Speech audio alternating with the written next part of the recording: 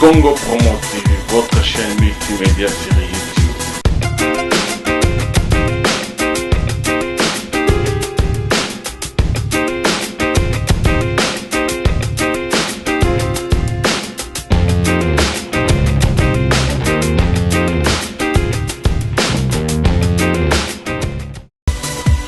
Congo Promo TV. Ya je sara ye munene alia kasoya avimbi zela kasoya vimba posoko le soya nde ovimba Congo Promo TV. Kino moko salo bwaka cimetière à Kitambo et puis on l'a toujours na kombo ya soliste na bino Baroza cimetière à Kitambo Baroza yana no YouTube to lekisaki Baroza wana. Alors cimetière Kitambo je demande je commande na commander nini kasi mais vraiment donc na senga ki na ba koko na ngai oba kuna ma cimetière Kitambo ba koko nini non atala ko ezakisi Congo Promo TV. Bonjour chers amis internautes, très heureux de vous savoir très nombreuses devant vos écrans, devant vos ordus, bien assises, en train de suivre votre émission préférée, Place des artistes. Je dis bien Place des artistes, qui vous est toujours présentée par votre humble servante, Bijoumeta VIP, 3 fois charismatique. Bijoumeta VIP, 3 fois charismatique. Et aujourd'hui, vous allez comprendre à qui j'ai affaire aujourd'hui. Donc, j'ai affaire avec un grand artiste. Donc, lui, c'est Nono Atalaku. Nono Atalaku, Azalaki Bongo, animateur Nazaiko Langalanga et pas président Jossard. Et aujourd'hui, Nono Atalaku, ça fait 14 ans qu'il vit ici en France. Donc, après 14 ans de silence, Nono Atalaku a s'est décidé vraiment que aobete la biso moi mukeli solo ya Zaiko et puis li solo ya ex-président nae ya Jossard. Donc na émission oyo beaucoup comprendre vraiment qui est Nono Atalaku. Donc dans zoloba Nono Atalaku vous comprendre directement Nono Atalaku elingo loba ni Nono Atalaku eza kombo nae mais Atalaku wana c'est par rapport ya musala bande ko sala. Donc le lor obete la biso li solo wana et puis le lor obete la biso li solo pourquoi séparation ya na Jossard. Akoyebisa biso na kati ya émission oyo. Pourquoi séparation ya na Jossard? Ezaki but ya nini po ye atikala awa na poto ndenge ba mise balobaka ke soi-disant akimaki na poto atikali po sa la vie na ye mususu tokoye bango vraiment kaka na émission oyo pour comprendre lisolo oyo Nono Atalaku akobetela biso lelo po bokoyeba séparation ya na Jossard na kati ya émission oyo vraiment pour comprendre makambu eza ebele bozala toujours branché na congopromotv.net pour comprendre ma solo ebele na émission oyo Place des artistes avec Bijoumeta VIP, la charismatique. Bah oui, je suis charismatique hein. Ouais, ils ont la qualité oh vraiment aussi hein, une bonne animatrice, il faut dans la qualité bongo et moi je préfère dans la qualité on a le charisme. Ouais. Je suis charismatique. Donc une bonne animatrice, il faut la moi charisme qui est ça la moi genre. Voilà, et ça moi genre. Et ça animatrice sur l'équipe à télé, tu racontes n'importe quoi sans charisme. Non. Donc idéologie à moko système à bic rouge pour ça on a vu une panzani belé donner un système mort rara. Il y a bic rouge pour comprendre vraiment la émission oh pourquoi bic rouge. Vous êtes déjà parti à Liboso et beaucoup comprendre yango. Beaucoup comprendre. Merci beaucoup vraiment parce qu'il y a la réalisation, je suis avec Chris Colorado, babi ba couleur rebelle na émission avec Chris Colorado. Merci à toi. Merci également à Charlie HM, papa na Elena. Ah oui, yazabongo sima ya caméra pour nous sepeli sabino pour bozo ba image ya kitoko et merci à Raf Ngindou donc depuis Boston. Merci à toi vraiment Raf Ngindou. Je salue tout le monde à la maison. Soyez branchés, scotchés. Donc bien assise, apaisez-vous parce que Kalaté bozo soit chaud. Dès qu'on a promis qu'il y a une émission oyo, Place des artistes, boko sepela nango, makasi parce que ko dévoiler bino ba secret ebele ya ba musicien na biso quoi, boko yeba ba masolo eza ebele. Sans plus tarder, je reçois pour vous ndenge na no sakibino, lui c'est Nono Atalaku, ex-musicien de Zaiko Langalanga chez le président Jossard. Voilà, il est là, il arrive, les voilà. Nono Atalaku, donc na ma solo kaka, hein, na ma solo ya ex-animateur obété solo ya animation ya Congo. Bonjour. Bonjour, boni papa. Bien ma bijou. Nicole Belé Boindengeni. 14 ans de silence, bon, na fande ki kimia, na makamnyos ndenge lekaki na famille na biso ya Zaiko. Na kopesa na bandeko nyonso touta kobungisa ba condoléances ndenge ba komona nga souté mais nazali ma bijou. Pourquoi 14 ans de silence Nono Atalaku? Parce que Nono Atalaku toye bio même na banda kuton ba moni Nono Atalaku bakamwe parce que 14 ans de silence Nono Atalaku depuis ya poto afandi 14 ans de silence sans rien faire. Pourquoi 14 ans de silence? En tout cas ma bijou bon omoni ali kamba pasi ngai na lekisi vina nga mobimba donc na kati ya Zaiko na bali na kati ya Zaiko na boti na kati ya Zaiko ba connaissance belé ezalaki donc tango likamane kweke biso to tikala wa via zonga en tout cas likamba pasi on a joki timing penda koleka na ba telete komona na pa mpamba te. Nono Atalaku bien sûr olobi ki yango zwa ki temps ebele po olekalika na ba télé te ofanda na ndaku mais za na lisolo betamaki Nono Atalaku ton boyaki poto na ya Josar na groupe nyonso et yo sala ke Nono Atalaku otikali na poto bon ndenge bana kini balobaka terme ngo Nono Atalaku akimaki atikali na poto pona nino kimaki. Bon na kimaki te po soki baninga oyo neta adula soka ya tukutana nae et là il y a sala qui demande moko pa kulutu omoni ke pona ko tsele loko moko awa na yebisa ki vie bon lokola mikole komi penete zonga na ko linga te na zonga suna kisana tambla na makolo et puis vient répondre nga très belle bon zonga na France po baninga ba na Bruxelles abi na zonga na France soki to komi prêt po to zonga na ko bengisa po na makama moyen de transport po na Kinshasa après ça ko tinda mutu chocho alors je biloko tia na conteneur ngabino chocho nga senga ki vie service ke na la bénéfice que na moyen de transport na kin mais ndenga pesinga ngote yango sala ki ngana tikala. Donc eloko esa ki séparation ya yona Josar so na comprendre na banda couper bozo comprendre nga eza ke Nono Atalaku obligea ki ya Josar asombela e voiture avant zonga na kin. Pourquoi qu'obligé président na yo et que président na yo futaka yo abanda osala makambo ebele pona yo obligé à son vélo voiture avant son anakin pona ni na obligé qui était mais non ils ont obligation non atala senga ki omoni grand frère na kulutu na leki to président na biso na senga ki na ba ke kulutu tala ndenge to fandi ami ko lebele bon ba ko mona ke to sala ki moins ba 5 ans zongi na ça wela ba taxi bis banini obimboka na sonde to lobaka ya on a senga ki service na obligé qui était na senga ki service que soka na moyen à l'occasion ne fisque moyen de transport pour Natambla na Kinshasa c'est tout. Mais que service ko senga mutu service engolo bate kaza obligé salango engolo babongo te mais yo siko tango ya Josara sali yango te l'entretemps ya nono mbala moko oboyi kozonga kin parce que président Josar a sala ki yango ta sombelo voiture te oboyi ozonga mbala moko kino tikali na poto donc yo eloko sala ki otikala eza par rapport à voiture. Ma bijou monique ndeba olanda biso na tikala ki ngai mote na tikala to yaki baninge belé le même jour à sola rapé na collègue na motingia to rane pe en France donc à sola motingia makamne mususa yaki tuna biso ta de besoin na poto zonga po bato nda sola ki na bango bato via ki na bango utile poto zonga na Kinshasa bon ngala mona ki lo musuna sengete awa moyen de transport na poto o bien et ça eloko moko pena ya grave tende to mona na kin. Et on a qualité bah moyen de transport et là on a 5 moyens de transport mais on a obligé qui était na 5 qui c'est ce qui a coupé sanga voiture dans on a monnaie qui a ça là qui a monté bon en plus ça soleil pendant de kuna mususu papi cocaïne oh là qui a soleil ne bien très bien tu qui peut que tout inambongo jour ba kende papi cocaïne peut assez présenter qui tu vois. Ok, merci beaucoup Nono Atalaku. Donc Nabanda kubo comprendre pourquoi séparation wana ya Nono Atalaku na Zaiko langa langa bo comprendre que ezalaki na eloko moko boye oyo asengaki ex-président na ye akokisaki yango te asengaki voiture akokisaki yango te et c'est pour cela qu'il y a non atalaku à se décider qui arrêter na musala. Bon, c'est clair, à ce président na eloko président PCT bon.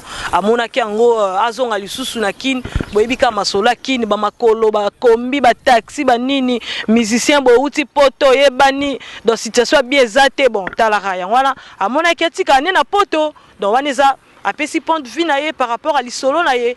Donc bon comprendre ka na bandaku. Boye bararati souka émission oyo, beaucoup comprendre vraiment qui est nono atalaku. Congo Promo TV. Voilà, quand on a eu ça qui bino émission vraiment ils ont continué beaux à la cas branché devant ordina bino pour na kolanda vraiment émission au place des artistes donc ko sepeli sabino vraiment na bandaku. Non atalaku tozongi lisusu awa non atalaku okobetela biso parcours musical na yo ibandaki ndenge nini olamuki karaboye un certain temps moko OK mamoko moni ya Jossar oyebise ke nazana posa na kota na orchestre na yo ezaki ndenge ni expliquer biso non. En tout cas merci mingi ma bijou omoni disolo ya atalaku ndenge botami na mokilo ya Congo ti eke Afrique momba Europe momba ezalaki ndebo.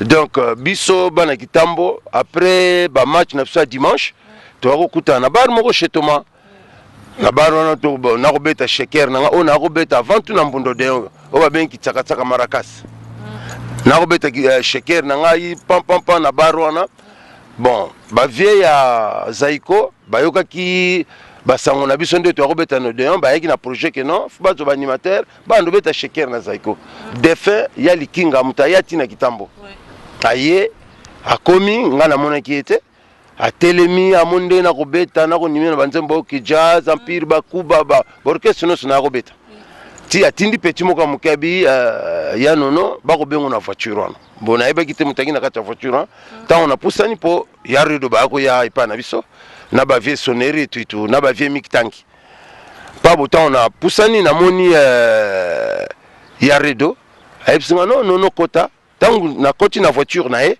tokete abandi ko ebisanga abino na yake abanda kala na mondengo sala ba animation na kati ya baro chitoma mais na besoin no kota na Zaiko wana kingai na akobeta na ligue na veme na Saint Paul Barumbu bon atala ki na mona ke lokanga yake mpe aza na tala ki ngana ko compter que un jour na veme obanda ko beto zo sala ni ozaki sportif batu ebinga na yake grand joueur na niveau ya ligue na Tata Raphaël à l'époque stade du Veme ouais. Bon na joki yango un peu brutal na longwa footballeur mbalamona comme musicien. Une semaine passée il y a likinga hier soit après match na so na telemi menga na moniete. A telemi na ndiko nimé na ndiko animé na robeta sheker na comme l'habitude. Après ça mikolo yo collègue mobo to yine na mbondo deyo. Ngabujela o autako le kana mission mobo atindi ngabujela vie redo akubengo po ya ibaki déjà. Na ke na kare salinga mwasoni le même histoire na koti na voiture na etokete na epsinga nono talande batu ba kumisa ngai tande batu seplande na imba na Zaiko vraiment eloko na kubengela yo soko monyango mabe o abandonner soko monyango malamu otikali na kati ya groupe Zaiko adui tangwana maza apesingai pona moyen de transport pona yatina vis-à-vis na komi na vis-à-vis na moni mbuta defin mbuta matima yete defin ya lengilenga yete defin vie nok yete ta on ogi na porte balbi non ya likinga na s'approcher batuku ba ko benga na ngapo moni ke un individu ba yebi yete na côté ya répétition Zaiko non pecho tout ta lukana kitambo yeyo garçon yeyo non ba lexinga tant on peut répéter bandi paf na du sheker na ngai na beti ba série ya ba manza ke bende bon ça va après tant tout le monde a vis-à-vis deuxième semaine to ke ko répéter na 5 fois de et pas ya vie défunt vie pompoloai après on a bon ben seulement vie kutu la sombe la biso et yaki et pas ya likinga ko fanda on pas vie ko yaki na côté à Simba Zikida et pas ya likinga ko louer maison moko. Alors, tant que Simone, il y a Simone qui n'a pas de déjà na sali première pas na Zaiko seul. Ngai moko. Il y a sonnerie, tant que défunt vieux sonnerie, tant que keko lukamanziku na kitambo, amona ki manziku ta tikel manziku malobe pa ya bébé atalaku. abi soki manzeko ye aya na adresse lokola bébé ayebaki yango bébé adu sheker na ye atina poche bon nga déjà nayaki na place ya répétition ntango bakoti na manzeko bébé ba du sheker ne lokola tokobeta na mbondo de yo abimisa komi kobeta bafi babi bon lokola pe lokongo betaka na courante otami bozala bino mibale biso mibale na bébé toyaki na sheker manzeko na mbonda yango histoire atalaku ebotami donc na première kina biso atalaku atalaku mama zekete nde basurnome biso batalaku mais chaque animateur azana komo na ye neti babile bajuna mumbafu badutala na shoksar munda mutaki na kombo na ye mais biso bapesa biso kombo atalaku ke po bato baki musika bayebaki biso te donc kombo wana atalaku eza kombo ya nono te mais eza kombo ya bato ebele comité ya batalaku to ndenge non ndenge basurnoma biso take baanimateur nyonso mais biso baanimateur kaka na kati ya zaiko donc même na bagroupe nyonso ka atalaku ya wera atalaku ya fere atalaku ya fali tu vois vraiment donc baanimateur nyonso basurnomme bango batalaku mais biso nde penda ba vrai atalaku yali ngai na bébé po to bandaki na klina biso liboso atalaku atalaku mama zekete ya cri wana liboso na sala yango yoto bébé mutasala cri ezali ya ngai saiko wewe ponga na saiko na sala ki première pas bébé akotika manzeku et puis tango ayi kotika ba via talibon Maracas on ebetaka na courante bo la binode nde biso de to komi na Maracas manzeku na mbonda bolobaka bongo to yebi ba mise nyonso balobaka bongo cri wana ya ngai cri wana ngam na sala ki cri wana mais soto landi na source nango omona na x inconnu mo mutasala ne cri wana nona talako akia sengi ya pese loro nona talako bimi ba négliger na bango mutu wana bino nyonso ba mise bozala kaka nango bolobaka bongo okosela biso yango atalaku donc moni cri wana atalaku ewitaki directement na mbunda na biso deyon mpo na mbunda na biso deyon toyaki na inspiration ebele tu vois ngai bébé manzeku ditutala na ba ngabu diela nyonso toyaki na mbunda deyon tu vois eyaki eloko moko en général biso tu toyebaki yango mais ngai ntango bazonga na zaiko nde na memi cri wana kolegi nanga botango ayi kolanda tokomi biso mbale donc bato babimisaki cri wana liboso yaki ngai na bébé donc ngai soko na lobi bébé azongisi bébé soko alobi nga nazongisi donc cri wana yango monike baanimateur nyonso babatisa bango kombo ya ba atalaku chaque individu ana kombo na ye. D'accord. Et il y a un biso crinino sala ya liboso na zaiko. Crino wa liboso vraiment tango bandaki carrière wala ya animation. Crino wa liboso ezani na zaiko.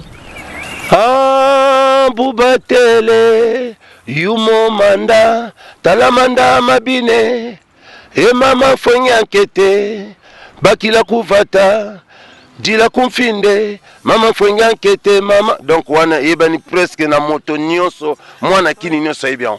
Merci beaucoup nono atalaku mais ndenge obwakeli yango eza na munoko nini eza na kiumbu pomoni mabele kiumbu ngo ningo expliquer ni parce que ngana yoki kaka na banda couper ba yoki kaka mais ba misusu pe baza ba tilelo ba comprendre ngo teso ngolo banini elinko lo donc renard ya mayele pour renard souvent yo kanga biloko na mboka ake kolia na zamba donc mfonga nketeli ngolo ba renard ya mayele bakila donc azwa kana mboka ake kolia na zamba donc bakila kuvata dila kumfinda amona bon renard ya mayele akenda biloko akanga biloko basoso na mboka ake kolia na zamba yo za renard ya mayele.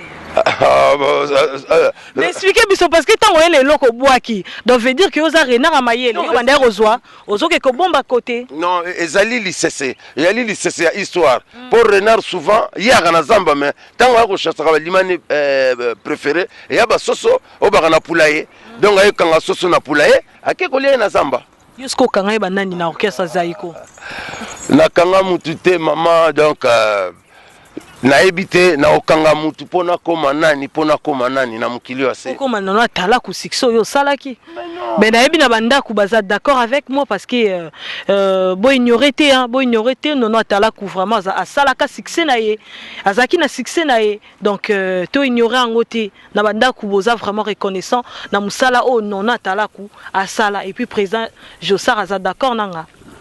En tout cas, koyeba musala ndenge moko na ba président na biso Kofi aloba koyeba musala epesa kelengi moko bo eza na facilité neti lelo bonatanyo so na tiki na ko sala neti loko moko sika tudia tout noir mavanga matuzolele diambu intangwane. Donc toli atomela likambu nyonso ya na tango nango. Donc yaki na tango moko tamoko ya musique kolo ndenga yebeki tamo pe na kozwa ta na tika na poto leo na lobi soki vie po ngai na aka na kati ya meso ya zaik soki lelo na lobi vie alobi na besoin na ngai to baye bakomi ato na komi na Kinshasa soki na besoin na ngai a grand frère na ngai to ko travailler kaka ensemble. Donc likambo ya na tango na boyoki kana banda kundenge nono atala kwa lobi likambo eza na tango nango. Ah oui, silence pe ya bijou meta VIP charismatique. Ah ouais, likambo eza na tango nango. Tango siko ya bijou meta VIP charismatique e bandi ndenge kaka nono atala ku autoloba nono atala ku obanda animation na ajnin na bandaki na Zaiko na coaching, je pense na 19 ans na année 82 biso coaching na Zaiko pour le banda na fane. Donc na sali 14 ans de silence ndenge na uta ko le na boso mission tala ki 14 ans plus wana na bambulele ki a plus. Donc c'est sacrifié vraiment vu na yo mobimba jeunesse na yo mobimba na musala wana ya animation et lelo et apporter leo nini et apporter là nini na vie.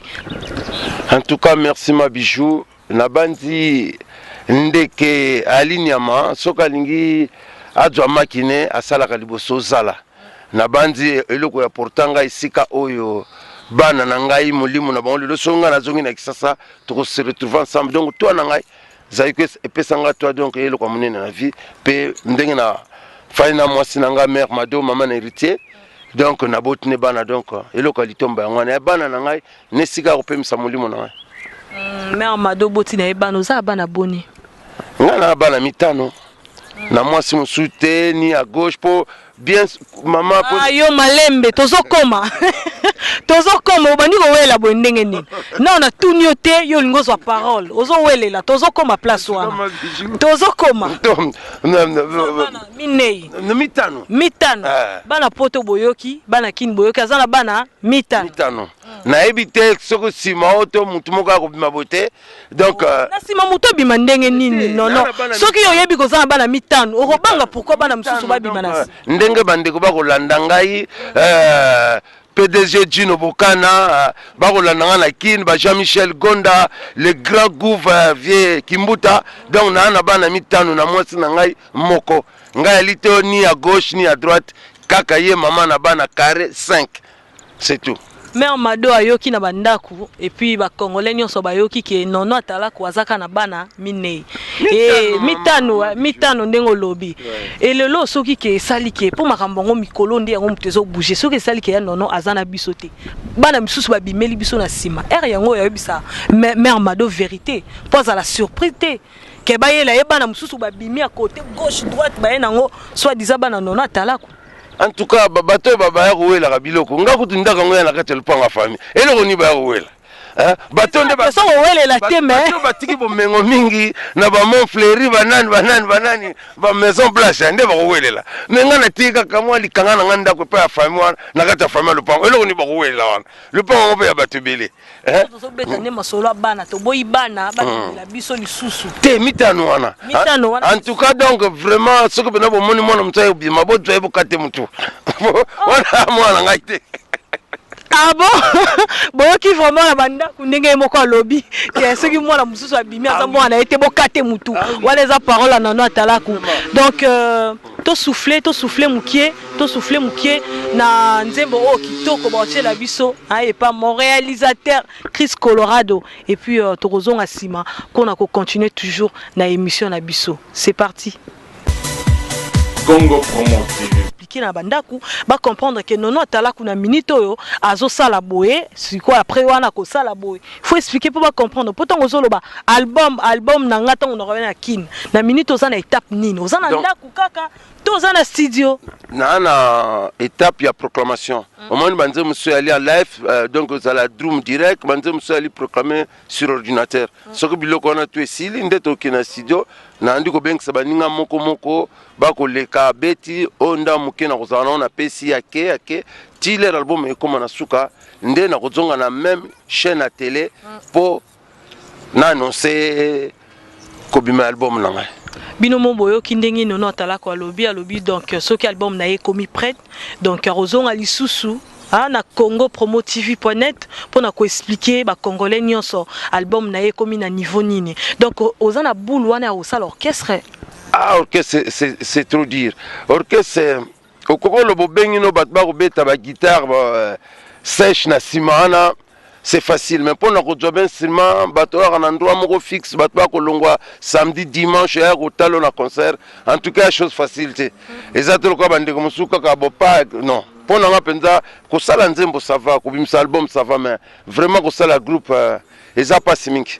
Ko sala nzembo yembaka nono atala ko to yebe ko na animation sko nono atala ko mo beta biso li solo ya ko sala nzembo yembaka. Mais na yembaka tout d'abord ba clipé ko leka na chaîne na biso ya Kinshasa na yembi na Patrick Mundele na yembi ba nzembo tout batwa ko landa na ba chaîne ko leka na yembaka ko yembela biso nzembo moko po nga na yebi nzembo ngote yeba na kanisi maloba nyonso yopesaki nga lelo yo nandimi ebongi na landa kanisa bana ye na yo tala bana na biso nano bakoli te ebongi tolengele avenir na wana ali nzembo nango ya na Poison na album ya Poison na sala dia na Zaiko donc na yembaka bandaka la mabijou oyembaka depuis kala boyoki kaka ndenge nono atala kwa lobi ayebi ayembaka depuis kala boyoki pe ndenge aseli bino mwa nzembo wana bo comprendre ke ayembaka nono atala kokosela biso bakri na ya sika o tango obimisa album.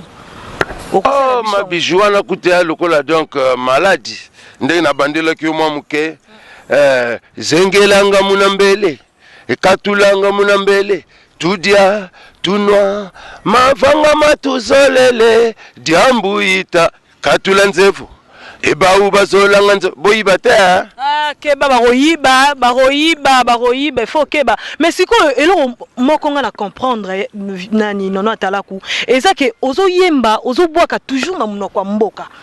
Pourquoi vous avez un style ou un mboka? Omoni surtout na Kikongo. Omoni ngai donc banda tu utaka na mbondo deo to embaka na Kikongo. Ya on batumi basala la confusion balobaka nono a Mukongo to a Mongala. Mais lelo na staff nango efansingawa na kati ya France a Mundala le grand sommet de sommet à Mundala na bosanité ye na leki na ngai Doli. Bango nyonso staff wana kati ya France bato bafansinga donc na yembaka mingi na Kikongo poto utalango à partir ya mbonda Odeon pe na kozongela lisusu Gino PDG de PDG Jean-Michel Gonda le grand monsieur. Merci bien. Merci beaucoup Yanono to kota siko na masolo ya Zaiko Langalanga. Yanono osali plus de 14 ans na Zaiko Langalanga. Eza qui cité? Non maman, makamba kisi esuka ka mabe. Omoni ndenge na ali boye, na ebite bande kondeni ba omona na télé. Eloko wana papa ali na vie, et ali eloko moko papa nzamba, papa nanga kulut na banda na mbavu aso na moite. Soki papa nanga montsulu kwa komi na matanga te, papa nanga nzamba komi na matanga te, ba mangala mali boko nyonso ba sepelaka te. Yango eloko wana ebotami epai na biso bana. Donc eloko pa shaker jazz ba benga olinga.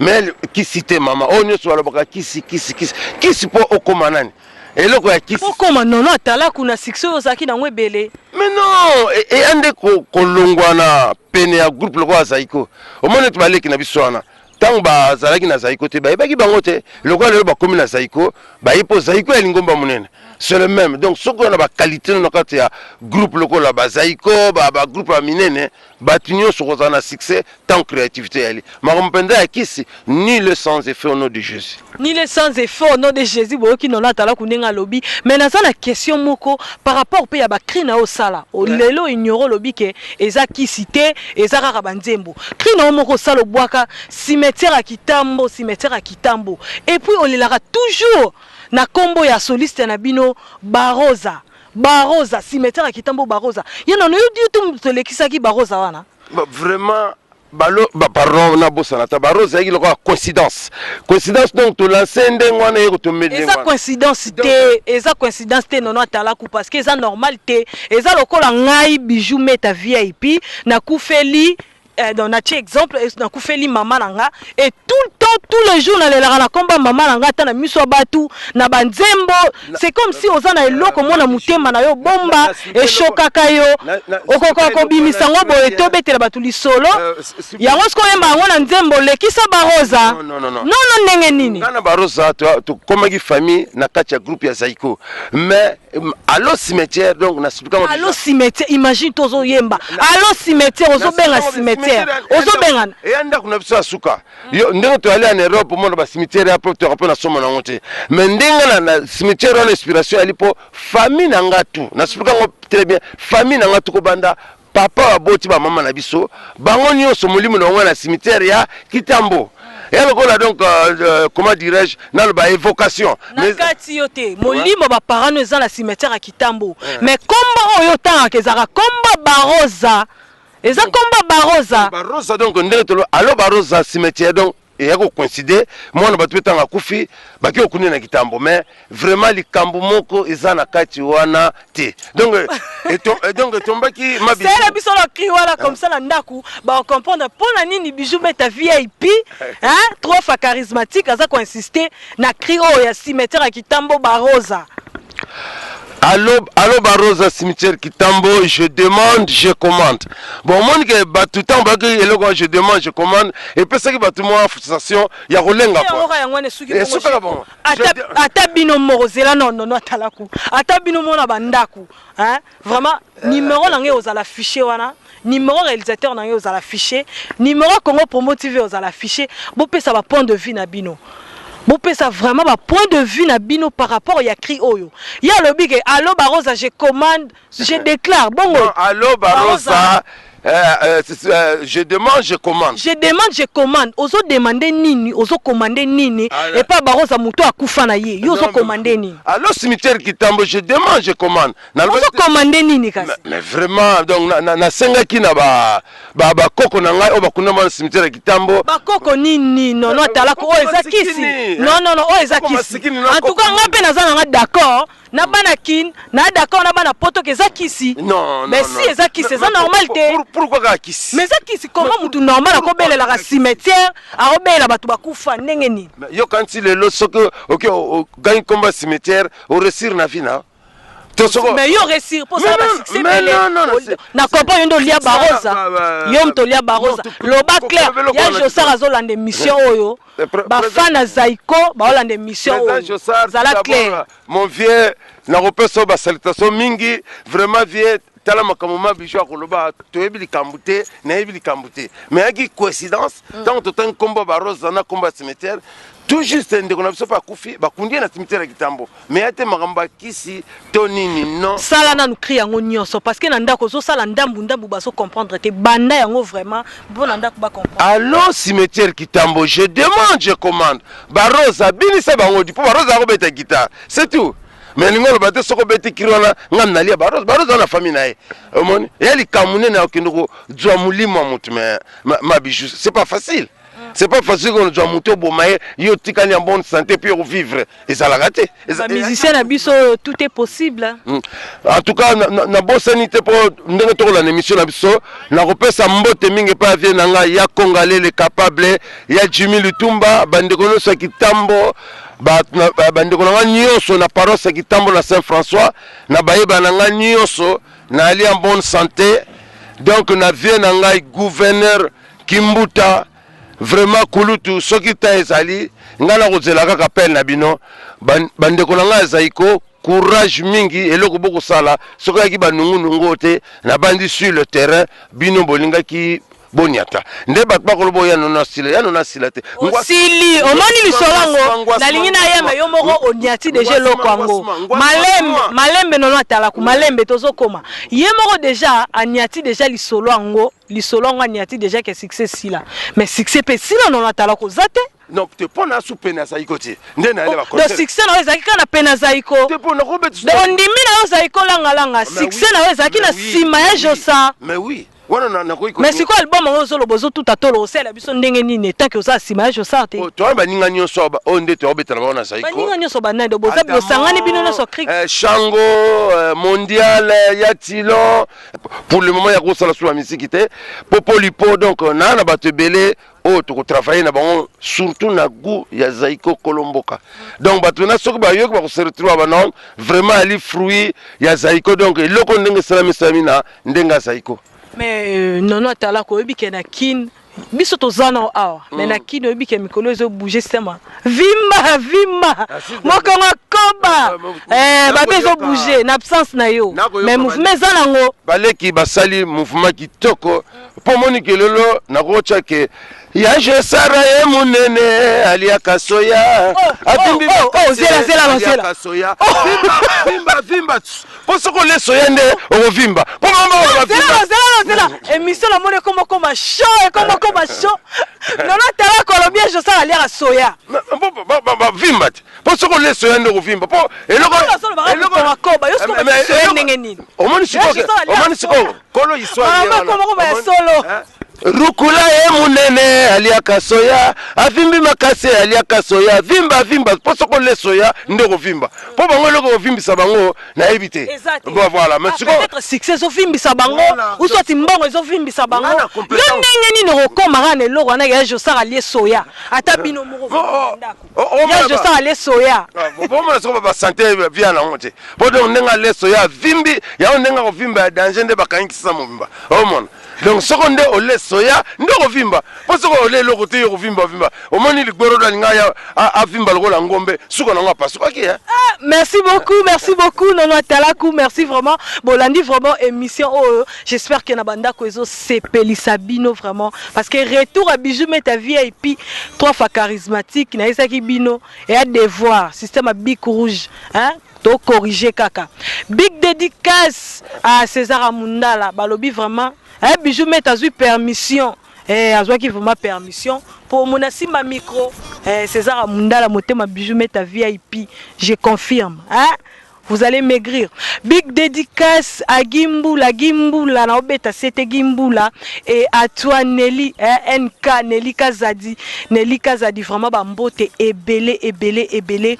Merci beaucoup parce que vous êtes toujours branché vraiment pour na kolanda émission oezo sepeli sabino na bandaku. Merci à Mayaya chérie baloba zo soutenir petite sœur propre.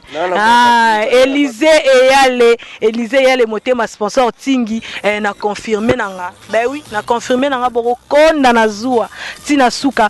Big dédicace à Patrick Puisse Kadosh. Ah oui, de la part de Charlie HM. Patrick yango wana vraiment nanda ku place aux ali, hein? Apaisez-vous motema rokita parce que émission na ne silité tozo koba donc na banda ku j'espère que bozo sepela vraiment na émission bozo sepela ndenge Bijou Meta azongi oui na esaki bino eza devoir bic rouge po basangola bino et panzani na système à bic rouge. Merci beaucoup. Merci ma bijou pour na reçu ça baleki nanga nyonso na kwa kipwanza baleki nanga nyonso na rond-point ma campagne na bosanita le monzuluku na kati bara ma campagne baleki nanga nyonso na fila kitambo donc na kopesa bango bambote belé nzamba batela bino un jour soto zongi na exitato kutana na kobandela le grand monsieur Jean-Michel Gonda na kozela fever na bino le vieux Kimbuta s'il vous plaît ya Josar ngana kozela ka appel na bino donc ce que babi que non au reprendre appel ya Josar benga yo po ya lo bake makamunyo so yemta ko zoka décision na groupe Zaiko donc yeso ka lobi que le lobi en tout cas ma bijou lobi moninga mais si ko nona tala ko ningo za ko lela bo ngala mone ko ba doléance ozolela en pleine émission ozolela ozonga na Zaiko mais na lexi vina nga malakata Zaiko na sala su musala musuti bien sûr misalo to yekola awa pona ko soutenir famille mais eloko nanga eza na makila. J'espère que tout autant ozonga ezate que je sara sombelo lopango po ezaki voiture condition ezaki awa dia na fanda dia bakoto sina mesania mais non condition liboso ezaki voiture tout eza lopango mais siko na nango déjà na moyen kendete po ya na plus de 10 ans. Moi car ngekende ate donc funa lukana soma sous voiture mususu o balingi na mboka na biso po ekende donc voiture na pour ma voiture coûte ezate yangwana donc après émission ba kobenda ngo des familiales et ya kitoko banini familial yo sali famille wana moni non la talako posa l'espace familial mais vraiment donc obiba na bazana kisasa mosombi car familial tant bato ba koya donc problème ezate ko kota donc sombeli déjà un temps maman. Donc ma camion sur la place donc bambote mingi na baleki na biso ya zaiko langa langa bambote mingi na batu nyonso o bayebi ngai. Donc 14 ans ma place wana collègue nous wana azana animation wana azosala animation pa Josa. Petit Alino. Alino voilà mais Alino wana ba azana moto aleki wana natala. Mwana akoleka tata na iti. Netu yo alwana obota bana oboti bana jamais mwana koza likolo na yo. Po ngai nde moto na traça nzela po baleki baleka leki alandi lokolo nanga jamais mwana koleka papa na ye. Tu vois? Nga ali tata ya ali mwana. Oui, alandika tel père tel fils. Alandika lokolo ya papa na ye, tu vois? Mais vraiment papa koleka mwana te bona ebite quoi. Totalement au moins 5 ans 10 ans. Pour le leçon na lebi pardon, bande kona ndenga mabete. Au moins biloko déjà ya kojwa eloko ya mutu oye na kati ya zaiko eza ndenge mutu na créativité o sale outi proprement na kati ya motema nayo. Tu vois? Donc il y a différents lobby. Voilà. Donc tous on a ce qu'on est loco lobby wana ya Josar ale soya. Wana cri wana do okena wana kin to eza ba cri o sala ana poto. Donc na robimisa même que na album na po o moni que tant na fanda ina ndako na ki vimba ngamo na rizuna talik mutu soka a Jimbongo nzoto kufungama mutu pe soka ali biloko moko bien pour na santé na nzoto kufungama yanga na joke inspiration que mutu soka le soya ndako ya munene alors le quoi bandeko je sens ali soya aye munene avimbi quoi ba problème na mona luka je sens ba problème wana alivie na ngai donc rukule aye munene yango avimbi tu vois donc ya Josara munene aliaka soya avimbi makase aliaka soya vimba voilà. Merci beaucoup Nona Talakou, merci vraiment parce que donc vous comprenez que émission na ça qui bino chaud la réo nanda que je crois que vous vraiment chaud to comme kende vraiment to comme kita vraiment pour to comme na suka ya émission na biso donc émission oyo et c'est Pelisa qui bongo Patrick Kadosh Patrick Kadosh donc yo yango wana et puis Fabrice Zeka Farli Maswangi, toute la famille Maswangi, je vous salue donc bolanda kaka émission oyo bongo vraiment na HM papa na Elena balobi papa na Elena akangi masolo vraiment et je salue aussi Patricia Somwe, ma grande sœur propre, Babi Serou Tamora bien quoi. Patricia Somwe, et sans oublier Christelle Fernandez, gros bisous. Yangwana vraiment na soutien na ozo sala vraiment pour na bijou meta VIP. Merci na batu nyonso, merci na ba téléspectateurs nanga parce que bolingaka toujours bijou meta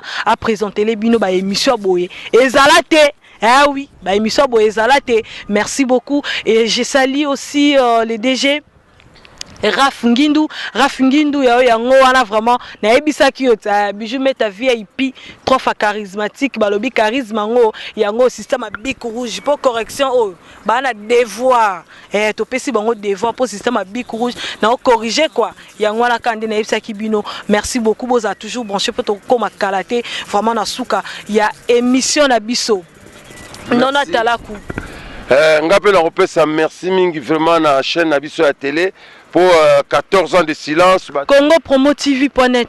CongoPromoTV.net. Vraiment, merci beaucoup. 14 ans de silence na l'ingalité à l'équipe à Salibo. Donc, vraiment, merci Mingi, na chaîne à télé. Congo Promo TV. Vraiment, ndenge baye lelo bande konabiso ya kisasa ba monanga kala ba landa biso vraiment na sepeli mingi. Merci beaucoup Nona Talakou eza susu na mutu na mususu elinga na mutu Nona Talakou soki lelo président Josar atinde l'invitation aux kin au rejoindre bango da groupe aux d'accord ou pas parce qu'on a na boule il y a ça l'orchestre na yo. Non, na kotonga na zaiko na bula so orchestre te. Bato ba ko sala orchestre na kotongela pona mbala mibale. Ko sala orchestre job ba guitare sèche na simanda ko ça va. Mais pour job instrument, au journalier chaque samedi, chaque dimanche bato batala ko ezali le komoko ko saka na ngote. Tu vois, nga ko sala orchestre te. Donc ozonga ka pas ya Josar. Vraiment pas mutu mukubwa ya Josar. Oh, donc, il y a Jossar vraiment à comprendre. Si on a comprendre bien, non, talaku. Oh, ils ont essayé la mukolo. Veut dire essayé la mukolo. Ah, ça des retours. Des retours, on a parlé na ye, place à Bandaki, place à Koleli, place à Sali Vinaye, Azongaka, kuna meza la guerre na banoti, au baza, kuna bakoti mikolo ya. Et ça la savoir-faire, ne bako balubako kisi kisi. Et ça la savoir-faire na talent ya mutu. Bon, ndenge ba voyage la kana soko ningo mérité voyage batala ki toi la 10 chansons. Ah, non na 8 animaka, yo akana 2. Na bandi voyage ngam na ndo mérité ngo. Mais ko la guerre te po na koko beta tolo te na bandi bakana 1 heure du temps ou 2 heures du temps, il y a biloko na banga sika, presque 4 heures du temps, il y a ba répertoire nyo songa na tika. Na bandi na kosite. Ouais. Non, non, t'as la coco, c'est la biso moi ba crime robot na cadre ka émission au point animé batu na bandako. E katula nzevu bau bazolanga nzevu ko e boya ko boto soki ni katula nzevu donc longola mandefu bango balingaka mandefu te po ba soko obwaki kri bato bake kuna babaloli e katula nzevu bau bazolanga nzevu ko tudia tunwa mavanga matuzolele diambu itangwana donc oh ya tuna tango penza ya ufana kata bampu côte à côte na ba César Mundala pena donc vraiment na habité quoi donc bakatcha bamput otalaka o bampu bon nduli senyoso ata soko yemi ndenge nini soko omoni Tour Eiffel te papa yeba ko aka loko ha boki ndenge nano tala kwa alobi ke nduli senyoso ata yembi ndenge nini osala succès. Mais si on moni pototé, aux arabes, on voit que les musiciens bazoya pototé. Non, on a bois qu'il bangoté, makam. Mais oui, parce que le dos a clair que si on moni Tour Eiffel, te aux apamba, donc bois qu'il bang. Ma bichou, on a bandagi na sandal à pévia longo. Ya caoutchouc tatale qui a l'écart. Bon, t'es na seki bangoté, mais moi. Pote kangami, nene obe na krino moro, nzela pote kangami. Té.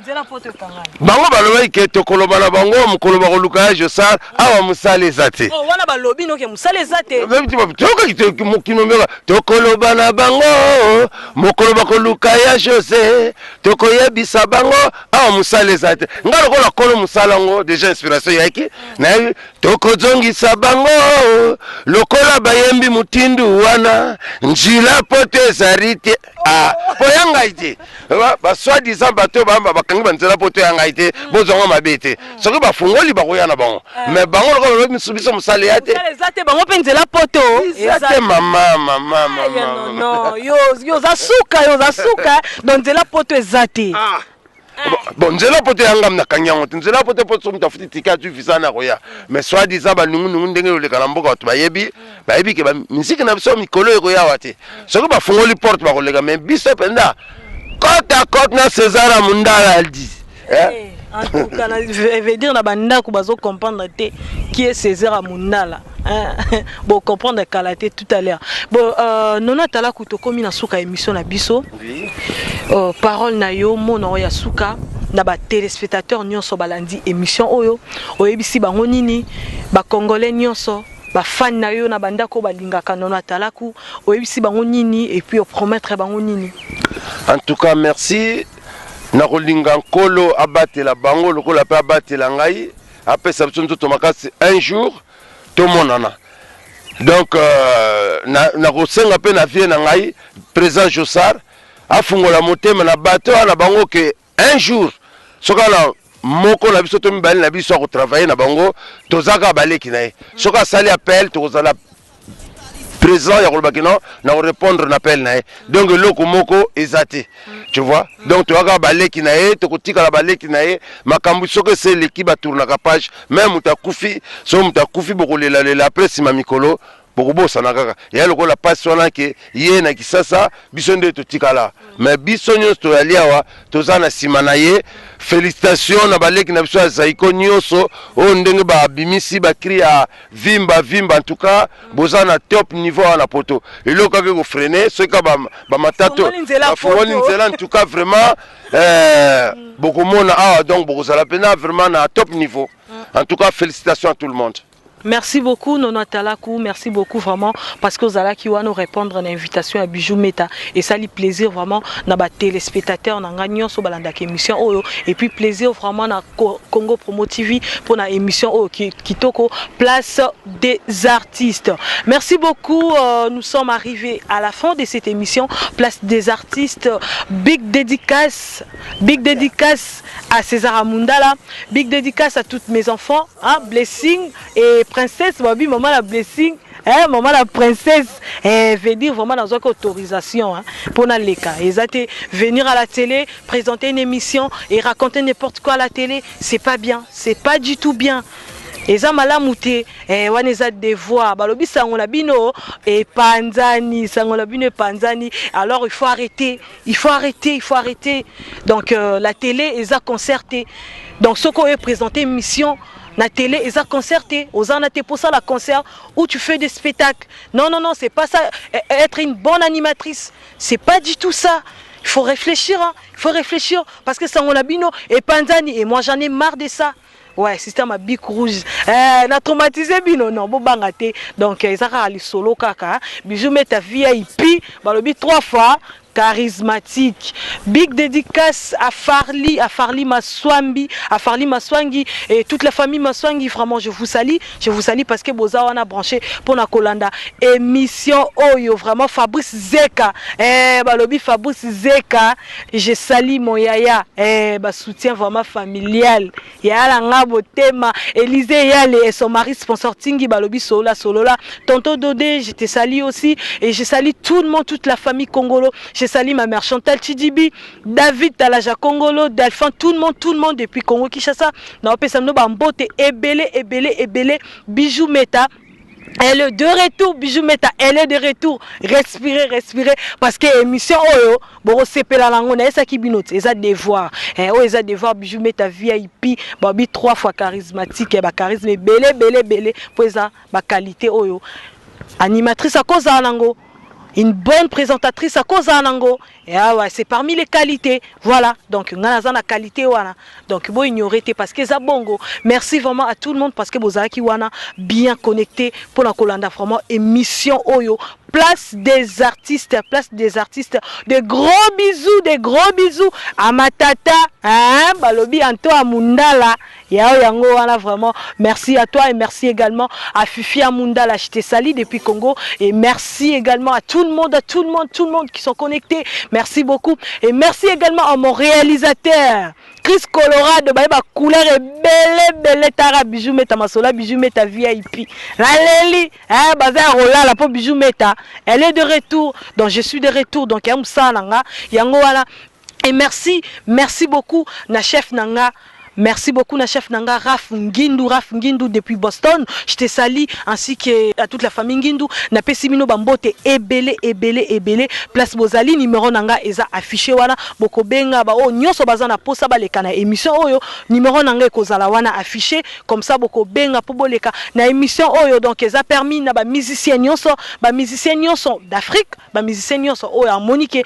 Il est capable de passer na émission oyo à contacter na numéro kozala affiché wana boko benga comme ça to yeba ndenge nini toko sala vraiment na bino ba émission oyo donc plaisir ya trop ya baby na Hollande motema ya papa Robert na bosani bino te ba mbote ba gros bisous et belé bisous Meta de retour. Merci aussi, je salue ma tante Noëlla Moutombo depuis Toulouse. Je te salue donc moi Nabino yo Bijou Meta, elle est de retour. Bolandaka émission Nabino na Congo Promo TV.net, je dis bien www.congopromotv.net. C'est tous les jours Bolanda on assiste Nabino boko sepela nango et puis na rosela ba point de vue Nabino par rapport il y a émission Oyo. Merci beaucoup à tout le monde, merci beaucoup à tous mes téléspectateurs. Bisous. Congo Promo TV.